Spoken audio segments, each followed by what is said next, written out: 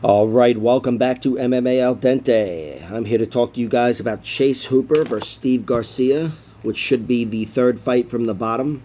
Might be the fourth. They keep adding fights. But let me state at the top of this video here that if my bets don't pan out on this one, you'll have to forgive me. I dislocated my shoulder some time ago, and it's coming back to haunt me. All right. Chase Hooper versus Steve Garcia. This should be an action fight. I really expect this one to be a lot of fun. I think Chase Hooper, just stylistically, he's one of my favorite fighters to watch. He really reminds me of Louis Smolka and Louis Pena as well. He's like a cross between the two of them, but he's closer to Smolka. And he's starting to turn into a man, I think. You know, he's 23 years old, and of course he's been a man for a few years, but you know what I mean. He looks like he's got that man strength, you know, like me at 36. No, but I think it was visible in his last fight against Felipe Colares that he wasn't the same fighter that fought Peter Barrett a year and a half earlier. He looked like a different man, and to get that win over Felipe Colares was just incredible. You know, not that it's the best win to have on your resume, although it's a damn good one, but to have the finish is really, really good. He put that guy away, and that guy's shown toughness and total MMA durability against monsters like Montel Jackson and Chris Gutierrez. And he's shown to be a really good, tough fighter that can hang with a lot of great ones. And Chase Hooper was the guy that took him out.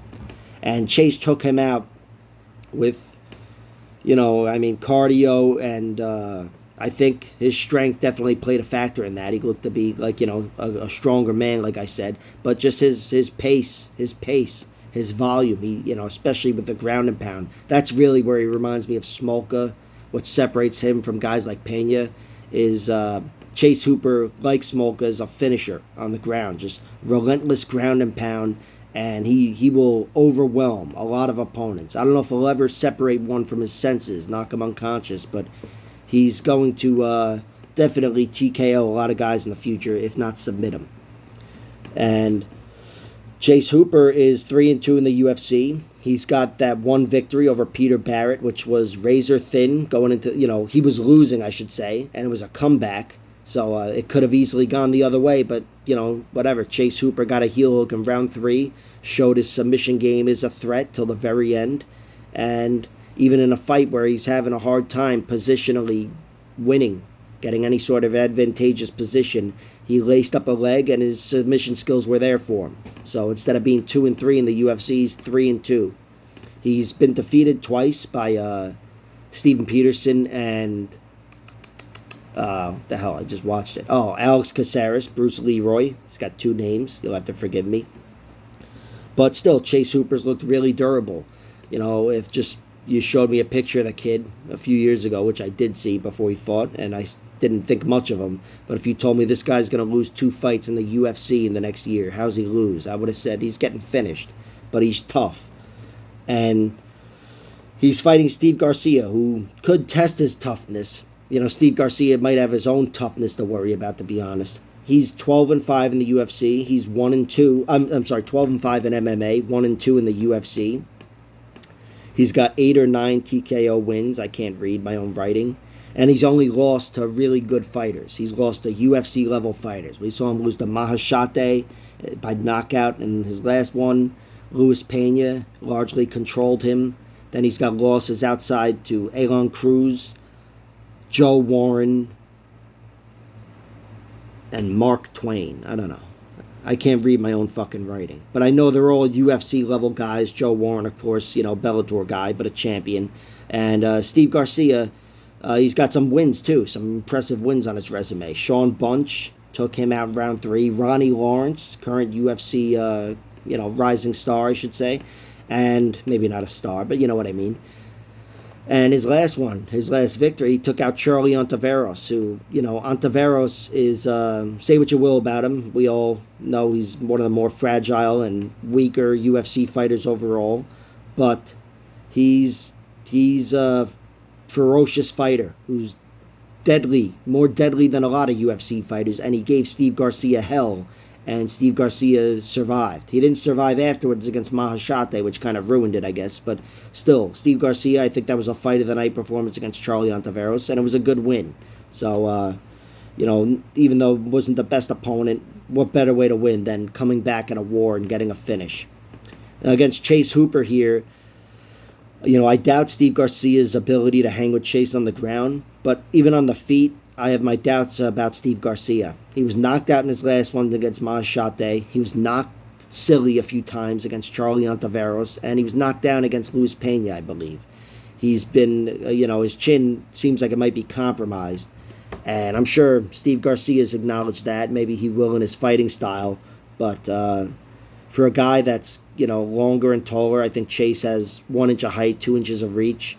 And as he showed in the Kolares fight, he's got some pop on his punches now. He's turning into a force on the feet. I don't want to make him out to be like Charles Oliveira or whatever. But still, Chase is definitely growing into a striker. And I could see Chase giving Steve Garcia problems on the feet, to be honest. I don't trust Steve Garcia that much. I trust his offense, but not his defense. And I think the one spot where he should, on paper, have an advantage, he may not anymore. And that's why I really like Chase Hooper winning this fight. Minus 300, I don't love it. But the props are what I look to. As I mentioned, I do think Chase could give Steve Garcia trouble on the feet, but I don't know if he's got knockout power yet. I think he's got knockdown power and round-stealing power, maybe. But I don't know. I don't trust him as a knockout artist, But I do think Chase Hooper gets the fight to the ground in one way or another, maybe with a knockdown. But if not, lace a leg, do some Mackenzie Dern shit, get it down. And I do think Chase is too much for Steve Garcia on the ground. I think he's too much. I do think if he hurts him at any point, he's going to finish him within that round, which would be most likely to hurt him on the feet, I'm saying, in round 1. But I think overall, Chase Hooper, I can't trust him getting a finish via submission or TKO. I do think submission would come early, TKO would come later, despite me thinking he could rock Steve Garcia on the feet early. So I overall like Chase Hooper winning by finish, plus 120. That's my primary bet. I've hedged it with Steve Garcia winning a decision at plus 550. And I've also sprinkled something on Chase Hooper's props. Plus 600 to win via submission in round 1. That's where he was taken out by Elon Cruz, rear naked choke in 2 minutes. And it's where he was knocked out, of course, as well by Mahashate. But I think Chase, again, he doesn't have the knockout power, but I think, if things are really going his way, the submission will be there early. And then after that, if he doesn't get a submission, Garcia's defense is holding up or whatever the case is, I trust Chase Hooper's pace to break Steve Garcia. I think whereas, Luis Pena was able to control him, and Steve Garcia fought very valiantly, throwing these weird shots from the bat with Luis Pena on him with a body triangle. I think Chase Hooper, again, getting stronger and being a more proficient finisher overall. I think he gets him out of there. And in rounds 2 and 3, I would favor the TKO. I would favor the TKO. I would think it would be from the mount or back mount. And that's how I see the fight playing out. So I like submission round 1 plus 600, TKO rounds 2 and 3 plus 1,600 and 2,000. Those are nice. But my primary bet for this fight is Chase Hooper gets him out of there plus 120. And it's hedged again by Steve Garcia plus 550 unanimous or any decision. All right. Like, share, subscribe, all that horseshit. And if you thought I rambled too much, which I'm starting to think I might have, just remember my shoulder was killing me. All right.